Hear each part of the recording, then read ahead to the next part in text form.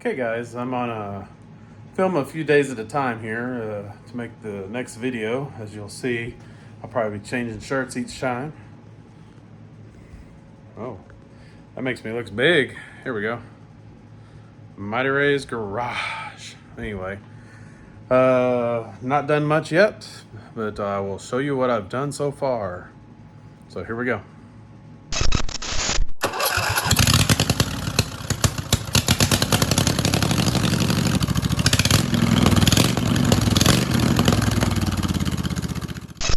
First off, cleaned the tank, pressed all the way around on the seam, and I only found from right about here to right here, this top seam was busted. I don't know if it's from something sitting on it or busting it, why the original hood was gone, who knows, but got that epoxying. It's going to take a good time to dry as it's kind of cold.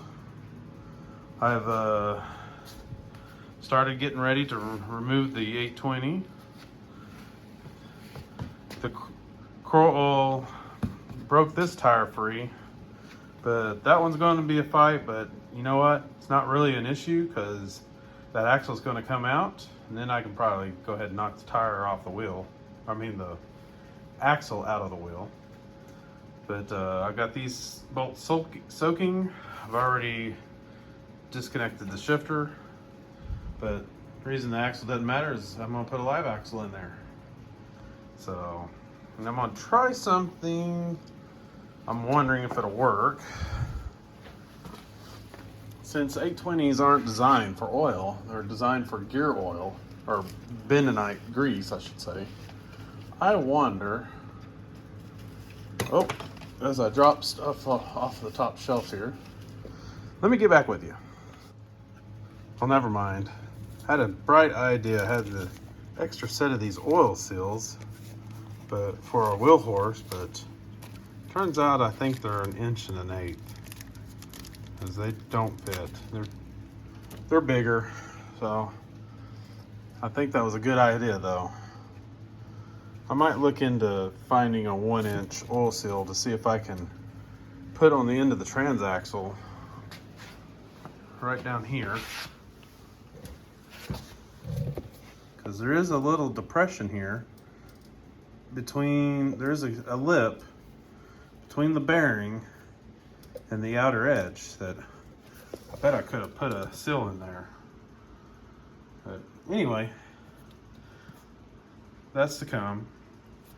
Usually the bearing itself holds the grease in, but if it gets too hot over time it does weep out, but not too bad. We'll cross that bridge again when we get there. But anyway, like I said, I'll probably drop the transaxle this weekend. Half the weekend's supposed to be dreary. The other half of the weekend's supposed to be Arctic. So I'll have some garage time and maybe I'll bust out the heater again. Well, I'll be back in the next segment.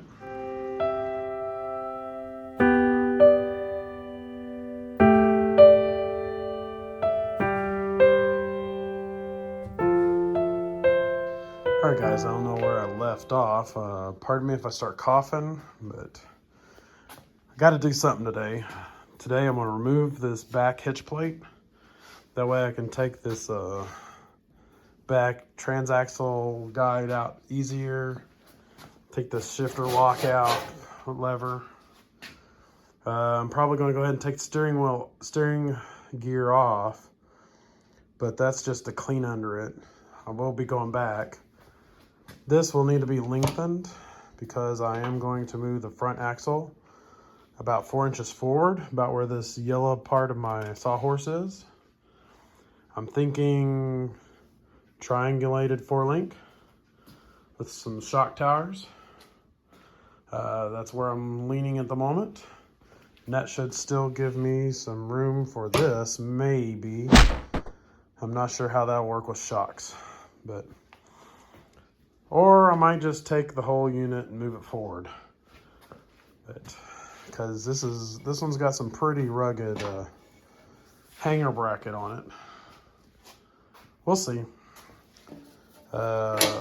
like I said, I'm gonna clean this up, get it prepped and repaint it black, and start building back to it. Getting ready to take the gear set out of the 820. I just got the bolts here out for so I can take the gear set out. Also, I've already brass sleeved my 820. The reason I did that instead of having the roller bearings is I do have a keyed axle. It's keyed from end to end. If you leave the roller bearings in, should it flex enough, it could flex inside one of those needle bearings and rip them out. There's a couple guys out there that's had them ripped out, so it does happen. So I'm gonna take this out. This will be ready for more cleaning.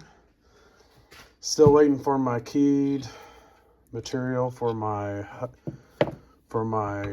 differential to make my dock locker.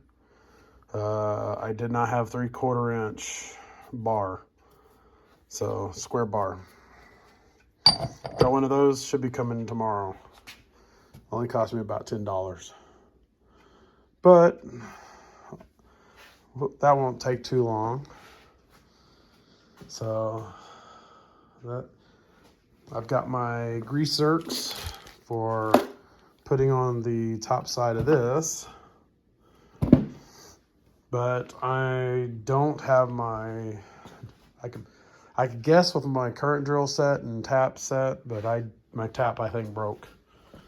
So I've got a new one of those on the way. So where you are, I'm gonna set you down. I'm gonna take the gears out and set them on that towel.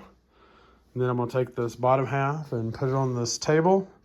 That way it's ready for cleaning, final cleanup.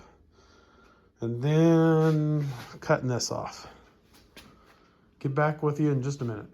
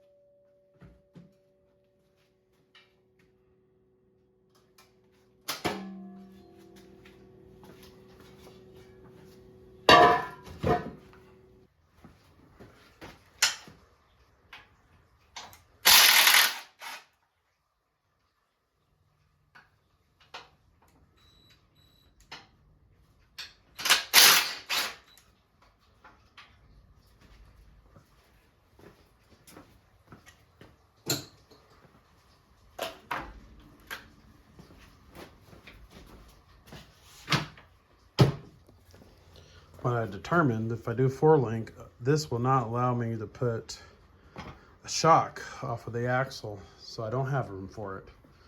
So I'm gonna proceed with the 4-link. I'll figure out steering as we go.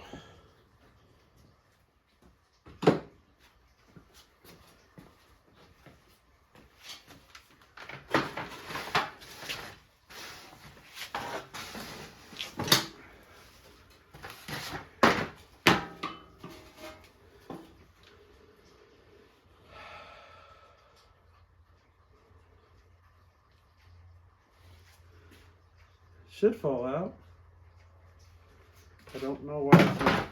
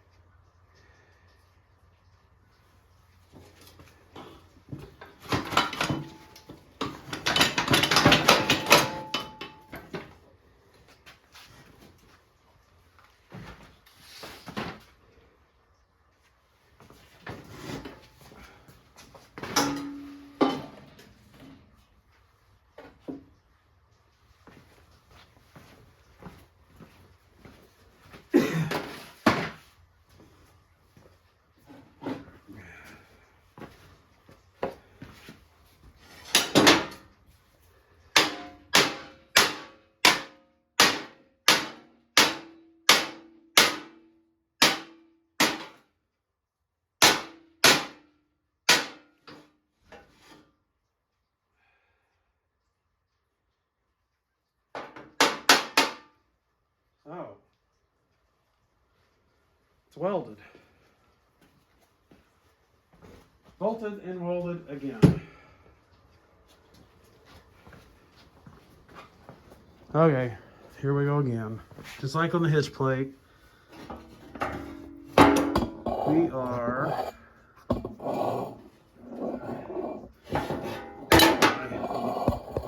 right here. We're welded as well as bolted. It's kind of hard to see. So, a little more effort, I'll have it off. Alright, I'm bringing it in a little closer to show you what's going on here.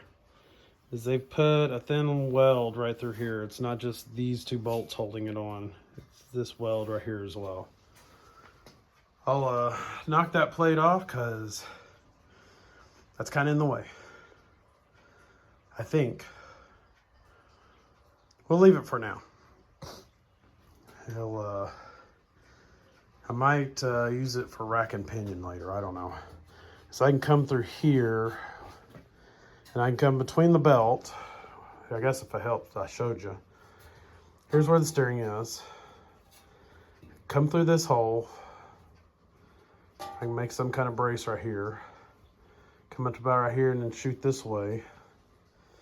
Maybe shoot through the front, and maybe I can run some kind of a rack and pinion from here. I don't know. We'll finish getting this rust all cleaned up and treated. We'll go from there. Still need to clean these, but it's still icy outside. And I need to do my dock locker still. Right here. So when I come back here in a few seconds, hopefully we're working on this dock locker. And then we can start figuring out where I put my hangers for my transaxle so I can clean them up and maybe remount the transaxle. Oh, here they are. They're on the motor. Get these cleaned up too and treated. Moving along, we're down to a complete frame. Be back with you in a moment. All right, guys, my Big Buddy heater is actually working out pretty good. I'm only using the green canister today. Gotta have two of them, one on each side, to run it on high. But I've got it on medium. It's pretty nice out here in the garage. The frame is nothing but a frame. So this is where I sit at the moment. Got the front piece cut off. Been cleaning on it. Maybe touch it up with some paint. I sprayed over the pitting back here. It's pretty bad, but it's not serious. Just more looks bad. But I'm not concerned because this is under the seat. As long as it stops, that's all that matters to me. Still sitting here thinking about the front end. I think I should challenge myself. Go go ahead and do a triangulated four-link. I don't know what I'm gonna do about steering yet, but I'll figure it out. So I'm gonna probably store this away just in case I have troubles with the four-link.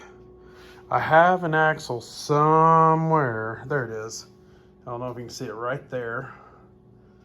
It's one of those thick steel Craftsman front axles. I will probably use it for the four-link, but if that fails, the four-link, I might fall back on the monolink, which I've done with before, like on Cal and Little Red. But I think I'd like to do the four-link. And the more I think about it, I think if I'm taking this right, the triangulated, or I guess it'd actually be like this, the triangulated links would keep not only the axle from pivoting back and forth, but also side to side. I think that's how that works. But we'll find out when we get that far. I've been going through hitting the rust spots on underneath. I'm gonna finish cleaning the underneath part up, and I'll probably go ahead and paint it, even if I have to scuff it up again. But at least the rust will stop, and I don't have to worry about rust later. But I am down to nothing but this frame. So now the building begins. Okay guys, I'm probably going to end this video here. Not much content, just a lot more breaking down and cleaning up. I promise the next one will be on the dock locker. So I don't really need to go through the process of the dock locker because Sprocket out there's got the dock locker video, and he can't get any better detailed than that. But I will show it done and putting the transaxle back together and putting it back into the frame right there. I epoxied the seam one more time on the gas tank, but been pretty sick the last week and a half. Didn't get much done, but I wanted to at least get something out there for you guys. We'll see you next time.